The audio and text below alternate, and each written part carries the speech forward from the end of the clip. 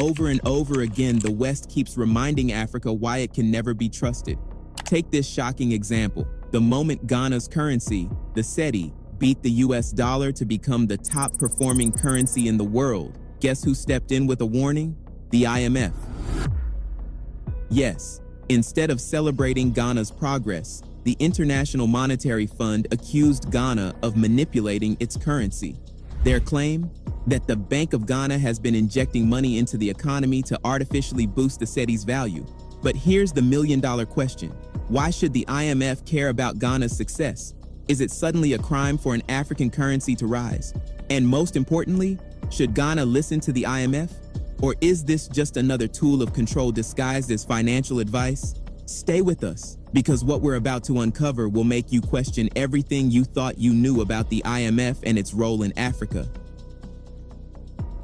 Dr. Arikana Chihombori Kwao, former African Union ambassador to the United States, once said something that shook the room. IMF, World Bank, and all these financial institutions make African countries jump through hoops for loans they can never repay. Their survival depends on us failing. Their success is built on our failure. Strong words, but are they true? Look at what's happening in Ghana right now, and you'll have your answer. Ghana just achieved something historic. For the first time in recent memory, an African currency, the Ghanaian cedi, beat the US dollar to become the world's top-performing currency. A moment of pride, right? Something the global financial community should celebrate? Not the IMF. Instead of applauding Ghana's progress, the IMF issued a warning.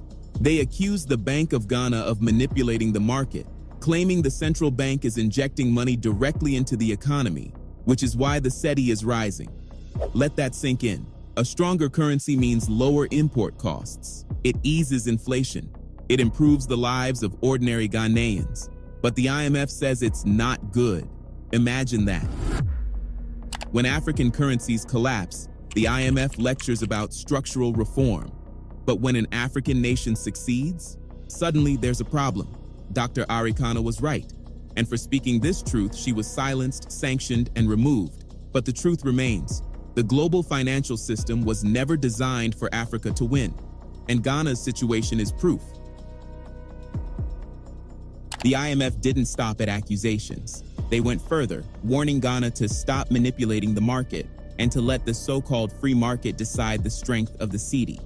And here's the twist. Some Ghanaian officials echoed the IMF's words. They claimed the currency's rise wasn't real, that it was just the Bank of Ghana flooding the economy with money. But ask yourself, why does the IMF care so much about Ghana's success? Isn't its mission to help nations stabilize their economies? Then why criticize Ghana for taking steps to strengthen its currency? How does that make sense? The answer is simple and uncomfortable. This is yet another sign that these Western-led institutions were never designed to see Africa succeed. Dr. Arikana said it best. The success of the IMF and World Bank depends on the failure of African economies. And if you doubt that, look at the track record. Decades of IMF programs in Africa, structural adjustments, austerity measures, endless loans. And what do we have to show for it? Crippling debt, collapsed industries, weak currencies.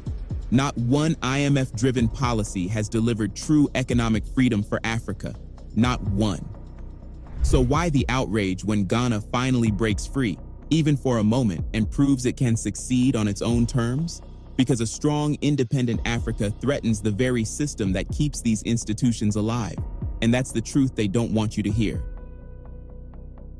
To understand why Ghana's current success matters so much, let's rewind for a moment. Under the previous administration of Nana Akufo-Addo, the Ghanaian economy